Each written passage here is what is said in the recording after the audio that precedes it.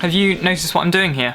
This is a different place to where I normally have the camera. I have the softbox over there. I should be getting another softbox sometime soon, but as a temporary fix, I've tried using the lights with my product box. The only problem is you can see a lot of shadows around my face, but first time trying them. Hi guys, I'm Ben Beps. Welcome back to a new video. Today I'm going to be teaching you how to lay out your Instagram bio in a professional manner for a content creator specifically. This is aimed at the kind of content creators like me who are videographers, photographers, and aim to attract attention to either a YouTube channel or their work in general and maybe get clients. Like I'm trying to get clients for things such as product photography. Anyway, I've got a day in college, got to get to the training time.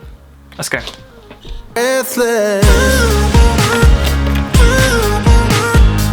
Some people start off by adding like a catchy line or a joke, which is cool. It could grab the viewer's attention, bring them towards your page. Maybe they'll scroll down to see what you've got because you've shown a sense of humor or something in your bio. Or you can just skip to the next step, which is adding a little introduction about yourself. For example, in mine, I say content creator, photographer, and videographer, I believe. That is saying what you do.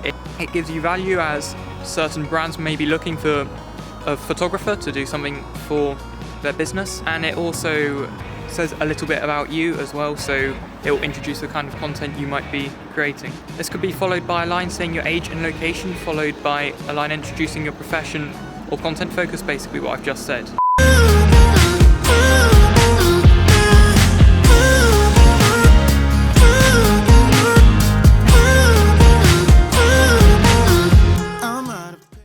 I'm trying not to smile. Behind the scenes.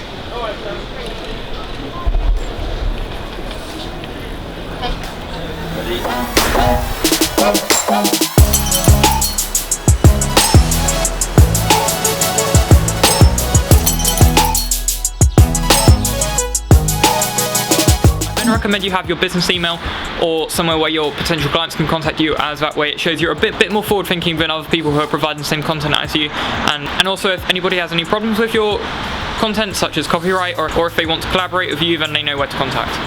I'm starving, I need to get something to eat.